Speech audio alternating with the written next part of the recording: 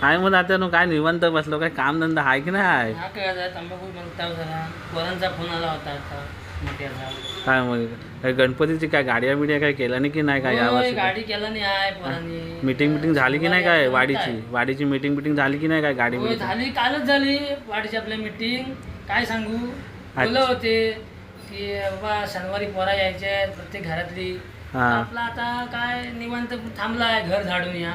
हो काका, हे 2 महिने अगोदरच गणपतीची तयारी नाही होय, दादा? मग गणपती बाप्पा येणार म्हटल्यावर 8 दिवस जल्लोष असतो कोकणात. काय यावर- सांगू पोरा तू. यावर्षी कोण येणार आहे? मोठा काय येणार आहे? मोठ्या येणार आहे, मोठ्यानं फोन केला बाबा शनिवारी येता हो 23ला. हा. आपला मग करता म्हणा, तर म्हटलं बघू आता. हा आता असा विषय आहे की आता यायचं आहे. हा. रविवारी माझा घर भरलेला दिसल, नातवंड येतील, माझी पोरा येतील, माझी सून येईल, आमची हाय झाकलेली आहे. अजून काय लास्ट नंबर आहे तर अजून काय हा करणार. दादून 8 दिवस गणपतीत मजाच असते नाही मजा मजा मजा. दादानू?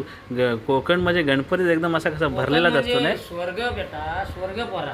काय होय. सांगू, कोकण म्हणजे असा हिरवा निसर्ग. गणपतीतनं मग काय गणपतीतनं तुमच्या बघा तुम्हाला सांगतो 8 दिवस गणपती आहेत.